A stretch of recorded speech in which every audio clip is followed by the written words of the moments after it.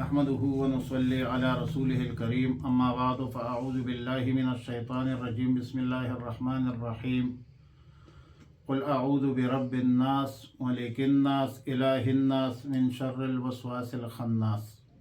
پارہ نمبر 30 سورۃ الناس قرآن کریم کا آخری صورت ہے، مکی صورت ہے، قبل از ہجرت نازل ہے، 6 آیاتوں پر مشتمل ہے۔ ترتیبی نزولی میں 21ویں نمبر پہ ہے اور ترتیبی جموعی میں 114 نمبر پہ ہے۔ نزلت بعد سورۃ الفلق و قبل سورۃ الاخلاص۔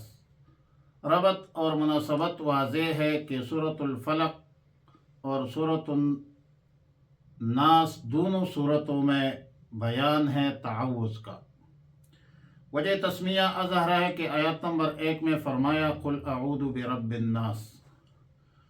امام الاولیاء مولانا احمد علی لاہوری رحمہ اللہ الباری خلاصہ بیان فرماتے ہیں کہ مضرات روحانی سے بچ کر اللہ تعالی کی پناہ میں آنے کی تلقین۔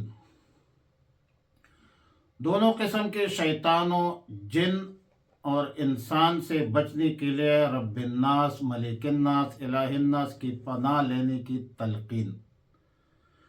سورۃ الفلق میں دنیاوی آفات و بلیات، مصائب و مشکلات سے پناہ مانگنے کی تعلیم تھی، اور سورۃ الناس میں اخروی آفات سے پناہ مانگنے کی تاکید ہے۔ جیسا کہ لفظ شر من شر الوسواس الخناس اور سورہ فلق میں من شر ما خلق، لفظ شر کا مفہوم کے آلام اور موجبات آلام دونوں کو لفظ شر متناول ہے اور شامل ہے۔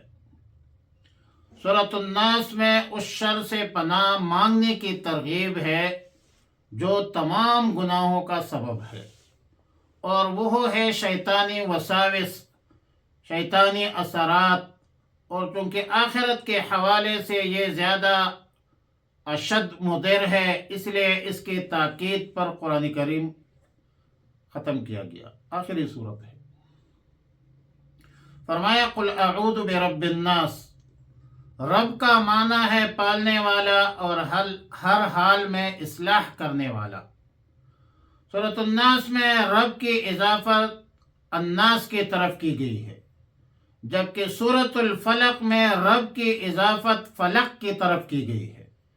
وجہ یہ ہے کہ سورہ فلق میں ظاہری اور جسمانی آفات سے پناہ مانگنا مقصود تھی، اور وہ انسان کے ساتھ مخصوص نہیں ہے، جانوروں کو بھی بدنی آفات، مصائب، بیماریاں وغیرہ کا سامنا ہوتا ہے، بخلاف وسوسہ شیطان کے کہ اس کا نقصان انسان کے ساتھ مخصوص ہے اور جنات طبعاً شامل ہے، اس لیے یہاں رب کی اضافت الناس کی طرف کی گئی۔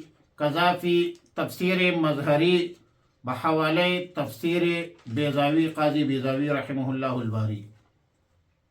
ملک الناس یعنی لوگوں کا بادشاہ، الہ الناس لوگوں کا معبود، ان دونوں صفتین کا اضافہ اس لیے کیا کہ لفظ رب جب کسی خاص چیز کی طرف منسوب ہو تو اللہ کے سوا دوسری چیزوں کے لیے بھی بولا جاتا ہے کلام عربی میں، جیسا کہ رب الدار اضافت سے ہے گھر کا مالک، رب المال مال کا مالک، لیکن ہر مالک بادشاہ نہیں ہوتا،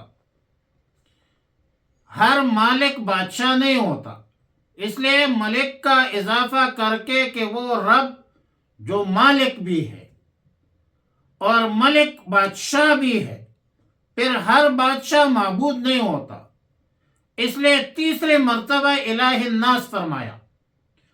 ان تینوں صفات کو جمع کرنے میں حکمت یہ ہے کہ ہن میں ہر صفت حفاظت کی داعی ہے، کیونکہ ہر مالک اپنے مملوک کی حفاظت کرتا ہے، اسی طرح ہر بادشاہ اپنی رعایا کی حفاظت کرتا ہے، خیال رکھتا ہے، جان مال کی حفاظت کرتا ہے، عزت کی حفاظت کرتا ہے، اور معبود کا اپنے عابد کے لیے محافظ ہونا تو ازار من الشمس ہے۔ یہ تینوں صفات صرف اور صرف اللہ کی ذات اقدس میں جمع ہو سکتی ہے، اس کے سوا کوئی ان صفات کا جامع نہیں ہے۔ اس لیے اللہ کی پناہ حاصل کرنا سب سے بڑی پناہ ہے، اور اللہ تعالیٰ سے ان تینوں صفات کے ساتھ پناہ مانگنا دعا کی قبولیت کے لیے اقرب بھی ہے کہ یا اللہ آپ ہی ان جامع صفات کے اساس پر ہم آپ سے ہی پناہ مانگتے ہیں۔ یہاں پر لفظ الناس 3 دفعہ لایا گیا ہے، تکرار ہے، جبکہ مقام کا تقاضا ضمیر کا ارجاء تھا۔ وجہ یہ ہے کہ یہ مقام دعا ہے، اور مقام دعا میں، مقام مدح میں، مقام حمد و ثنا میں تکرار ہی بہتر ہوتا ہے۔ بعض اہل علم نے 5 مرتبہ لفظ ناس ذکر کرنے میں یہ لطیفہ بیان کیا ہے، علمی لطیفہ، کہ پہلے ناس سے مراد بچے ہے، اور لفظ رب، ربوبیت، اس کا قرینہ ہے، کیونکہ حضانت، پرورش کی ضرورت سب سے زیادہ بچوں کو ہوتی ہے، اطفال کو ہوتی ہے۔ دوسرے ناس سے مراد جوان ہے، تیسرے ناس سے مراد بوڑھے ہے، اور لفظ ملک اس کا قرینہ ہے جو ایک سیاست کا معنی رکھتا ہے، وہ جوانوں کے ساتھ زیادہ مناسب ہے۔ تیسرا لفظ الناس سے مراد بوڑھے جو دنیا سے منقطع ہو کر آخرت کی فکر میں لگے رہتے ہیں، عبادت کرتے ہیں، ریاضت کرتے ہیں، اور اس میں مشغول اور مصروف رہتے ہیں۔ لفظ الہ اس کا قرینہ ہے جو عبادت کی طرف مشیر ہے، اور لفظ وسوسہ کا یہ قرینہ ہے کیونکہ چوتھی جو ہے، چوتھا ناس 5 مرتبہ آیا ہے، چوتھا ناس سے مراد جو ہے صالحین بندے، نیک لوگ ہیں، اور لفظ وسوسہ اس کا قرینہ ہے کیونکہ شیطان نیک بندوں کا دشمن ہوتا ہے، ان کے دلوں میں، عابدوں زاہدوں کے دلوں میں وسوسے ڈالتا ہے، شیطان کا کام تو یہی ہے۔ اور 5ویں لفظ ناس سے مراد وہ فسادی بدتر لوگ ہیں، کیونکہ ان کے شر سے بھی پناہ مانگی گئی ہے۔ من شر الوسواس الخناس، اللہ تعالیٰ کی 3 صفات ذکر کر کے رب سے اس کا بیان ہے، جس سے پناہ مانگنا مقصود ہے، وہ ہے وسواس الخناس۔ وسواس مصدر ہے، دراصل بمعنی وسوسہ ہے۔ یہ شیطان کو وساوس مبالغتاً فرمایا ہے، گویا کہ وہ سراسر وسوسہ ہی ہے، مبالغتاً زید عدل کے قبیلے سے ہے، اور وسوسہ کا معنی شیطان کا اپنی طرف اطاعت کی طرف ایک مخفی کلام کی ذریعے بلانا، جس کا مفہوم انسان کے دل میں آ جائے اور کوئی آواز سنائی بھی نہ دے، قذافی تفسیر قرطبی۔ خناس خنس سے مشتق ہے، جس کا معنی ہے پیچھے لوٹنا۔ شیطان کو خناس اس لیے کہا گیا کہ اس کی عادت یہ ہے کہ انسان جب اللہ کا نام لیتا ہے، ذکر کرتا ہے، تلاوت کرتا ہے، نیک کام کرتا ہے، تو یہ پیچھے بھاگتا ہے۔ جب بھی ذرا غفلت ہوئی تو پھر یہ اللہ کا بندہ اللہ کا نام دوبارہ لیتا ہے تو یہ پھر لوٹ جاتا ہے، اور یہ عمل تسلسل سے مسلسل جاری رہتا ہے۔ رسول اللہ مبارک صلی اللہ علیہ وسلم نے فرمایا کہ ہر انسان کے قلب میں 2 گھر ہے، ایک میں فرشتہ ہے، دوسرے میں شیطان ہے۔ فرشتہ انسان کو نیکی کی رغبت دلاتا ہے، اور شیطان برے کاموں کی ترغیب دیتا ہے۔ پھر جب انسان اللہ کا ذکر کرتا ہے تو شیطان پیچھے ہٹ جاتا ہے، اور جب وہ ذکر اللہ میں مشغول نہیں ہوتا تو شیطان اپنی چونچ انسان کے دل پر رکھ کر اس میں برائیوں کے وسوسے ڈالتا ہے۔ قذافی تفسیر قرطبی، اور روایت ہے حضرت انس بن مالک سے مرفوعاً۔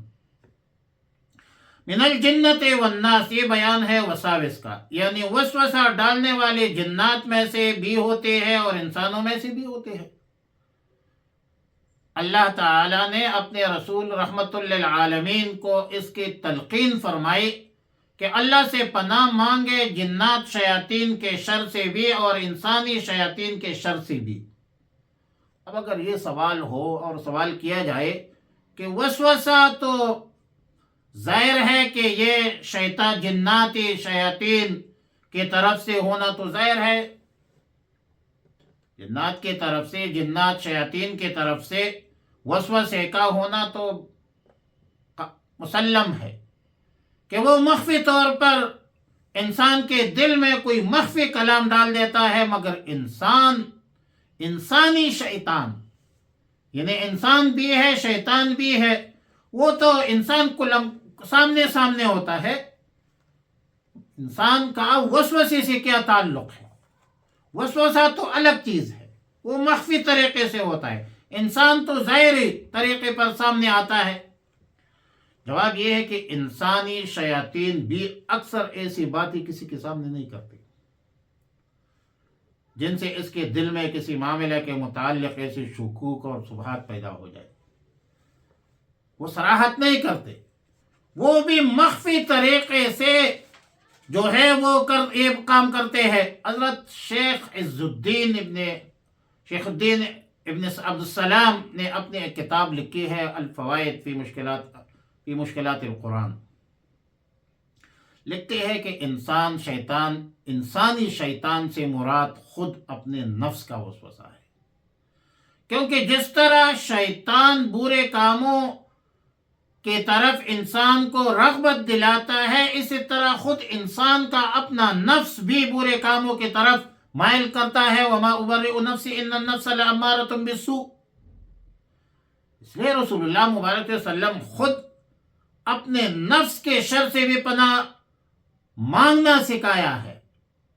حدیث میں ہے اللہم انی اعوذ بک من شر النفس وشر الشیطان وشرکہ، یا اللہ میں آپ کے پناہ مانگتا ہوں اپنے نفس کے شر سے بھی، شیطان کے شر سے بھی اور شرک سے بھی۔ شیطان وساوس سے پناہ مانگنا انتہائی اہمیت کے حامل ہے۔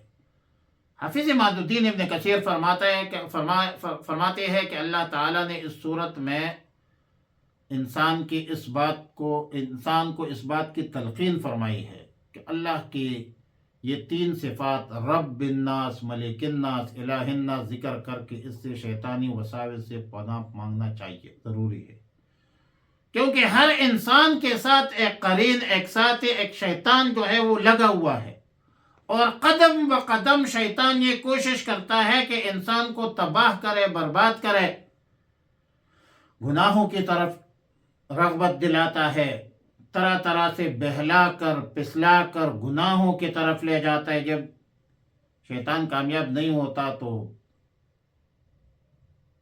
انسان کامیاب ہو جاتا ہے، انسان پھر عبادت میں، ریاضت میں لگ جاتا ہے، لیکن عبادت اور ریاضت کو خراب کرنے کے واسطے یہ شیطان بدبخت پھر بھی ضائع کرنے کی کوشش کرتا ہے، ریا پر لگاتا ہے، نمائش پہ لگاتا ہے، تکبر کے ذریعے تکبر کے وسوسے ڈالتا ہے، حتیٰ کہ علماء کرام اہل علم جو ہے اس کو بھی عقائد صحیحہ میں شکوک شبہات پیدا کرتا ہے، لہذا شیطان کے سر سے انہیں کوئی بچ سکتا ہے، وہی بندہ بچ سکتا ہے، چاہے عالم ہے، جاہل ہے، عابد ہے، زاہد ہے، وہ سب پناہ مانگے شیطان کے شر سے۔ شیطان کے پاس بہت طور طریقے ہیں۔ رسول اللہ مبارک صلی اللہ علیہ وسلم نے فرمایا کہ تم میں سے کوئی آدمی ایسا نہیں جس پر اس کا قرین شیطان مسلط نہ ہو۔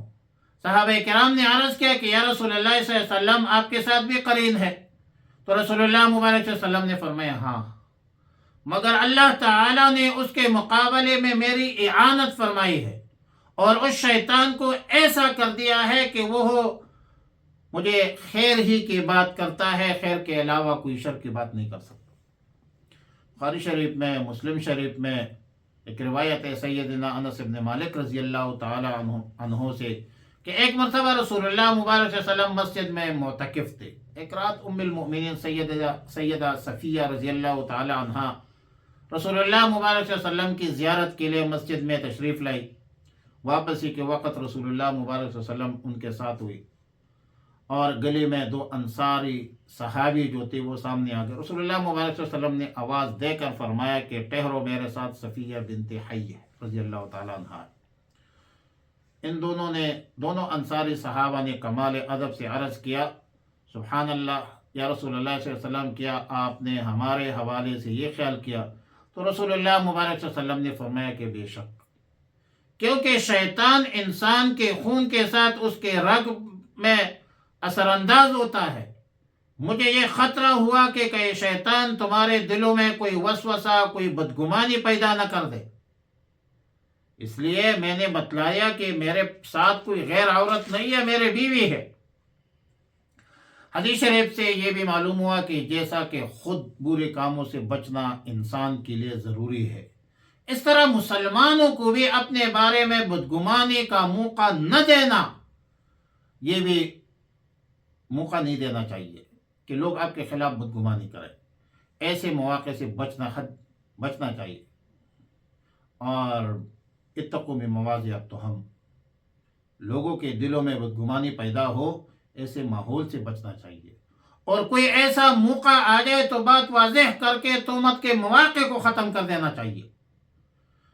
یہاں ظاہر ہے کہ جب وسوسہ سے ڈرایا گیا، اس سے مراد وہ خیال ہے جس میں انسان با اختیار خود مشغول ہو اور غیر اختیاری وسوسہ خیال میں دل میں جو آیا گزر گیا وہ کچھ مضر نہیں ہے، نہ اس پر کوئی گناہ ہے. سورہ فلق میں اللہ تعالیٰ نے جس کے پناہ مانگی گئی ہے اس کے صرف ایک صفت پر اکتفا کیا، یعنی رب الفلق. اور چند چیزوں سے پناہ مانگی گئی، وہ کیا ہے؟ وہ اولاً ہے من شر ما خلق، اس میں اجمالاً ذکر ہوا. پھر ان میں سے خاص 3 صفات کو الگ کیا، فرمایا اور سورہ ناس میں جن چیزوں سے پناہ مانگی گئی ہے وہ صرف ایک ہی ہے، یعنی وسواس جس کے پناہ مانگی گئی، اس کی جگہ 3 صفات بیان کر کے پناہ کی دعا کی. اس سے معلوم ہوتا ہے کہ شیطان کا شر جو ہے وہ آفات اور بلیات جو ہے اس کے انواع اور اقسام بھی بڑے طریقے ہیں ان کے پاس. اول تو اس لیے کہ آفات و مصائب کا اثر تو انسان کے جسم اور دنیاوی امور پر پڑتا ہے، بخلاف شیطان کی کہ انسان کی دنیا اور آخرت دونوں کو اور بالخصوص آخرت کو تباہ کرنے کی فکر میں لگا رہتا ہے. اس لیے اس کا ضرر جو ہے بڑا سخت ہے. دوسری بات یہ ہے کہ دنیا کے جو حوالے سے آخرت جو ہے تو دنیا میں تو بندہ کچھ نہ کچھ مادی علاج کرتا ہے. دنیا میں انسان کو کوئی مصائب، مشکلات، بیماری وغیرہ آ جائے تو ظاہر ہے کہ انسان کچھ نہ کچھ دم درود کر لیتا ہے، دوائی شوائی کر لیتا ہے، ڈاکٹر کے پاس جاتا ہے، بخلاف شیطان کے کہ اس کے مقابلے کا کوئی مادی تدبیر انسان کے بس میں نہیں ہے. اور وجہ یہ ہے کہ شیطان انسان کو دیکھتا ہے لیکن انسان شیطان کو نہیں دیکھتا، اور انسان کے باطن پر ظاہر تصرف بھی کرتا ہے، قدرت بھی رکھتا ہے، جس کا علاج صرف اور صرف اللہ کی پناہ ہے، تعوذ ہے. اور لیکن یہ بھی ظاہر ہے کہ انسان کا دشمن انسان بھی ہوتا ہے اور شیطان بھی دشمن ہے. انسانی عداوت اور دشمنی کا خاتمہ تو حسن خلق سے بھی ہو سکتا ہے، مدارات سے بھی ہو سکتا ہے. اس کے لیے مختلف تدابیر کرنے کی تلقین ترغیب ہے، لیکن تمام تر تدابیر کے باوجود معاصی کا ارتکاب، ظلم، جبر، بربریت، استبداد، استحصال سے پھر بھی باز نہیں آیا تو جہاد ہے، اس کا حکم ہے. جبکہ شیطان جیسی دشمن کا مقابلہ صرف اور صرف اللہ کی پناہ سے ہو سکتی ہے. مقدمہ تفسیر ابن کثیر میں حافظ عماد الدین ابن کثیر رحمۃ اللہ علیہ لکھتے ہیں، قرآن کریم کی 3 آیتیں اسی مضمون پر لکھتے ہیں. جن میں ان دونوں دشمنوں کا ذکر کر کے انسانی دشمن کا دفاع تو آپ حسن خلق سے کریں گے، ترک انتقام سے کریں گے، انتقام نہیں لیں گے، بدلہ نہیں لیں گے، اور لیکن شیطان کے مقابلے میں جو دفاع ہے وہ کیا ہے؟ اللہ کی پناہ ہے۔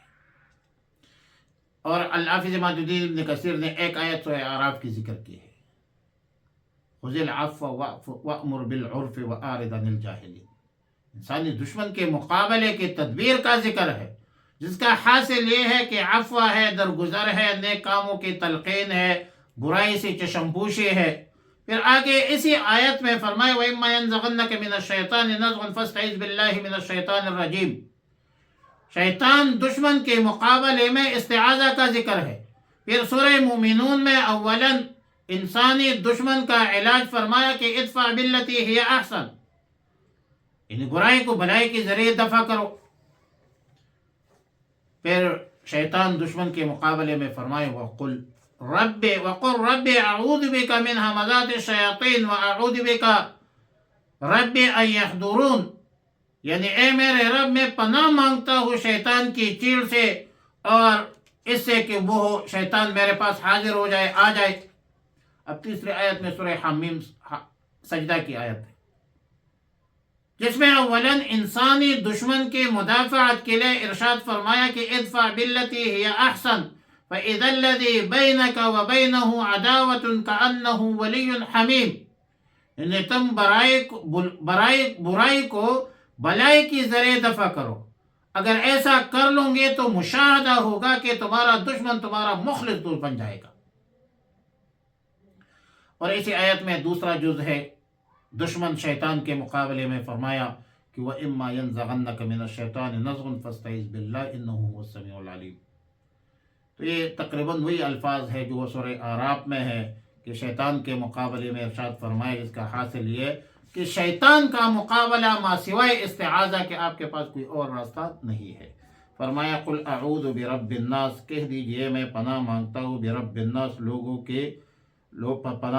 پناہ مانگتا ہوں لوگوں کے رب پر، ملک الناس لوگوں کے بادشاہ پر، بادشاہ کی، الہ الناس لوگوں کے معبود کی، من شر الوسواس شر سے، اس شیطان کے شر سے، الوسواس جو وسوسے ڈالے ہوئے ہے، خناس پیچھے ہٹ کر جانے والے، الذی جو یوسوس وسوسے ڈالتا ہے، فی صدور الناس لوگوں کے سینوں میں، دلوں میں، من الجنت جنات میں سے، جنوں میں سے، والناس اور انسانوں میں سے۔ اللہم احسن عاقبتنا فی الامور کلها واجرنا من خزي الدنیا وعذاب الآخرہ۔ اللہم وفقنا لما تحب وترضى، وصلی اللہ تعالی علی خیر خلقہ محمد وآلہ وصحبہ اجمعین برحمتک۔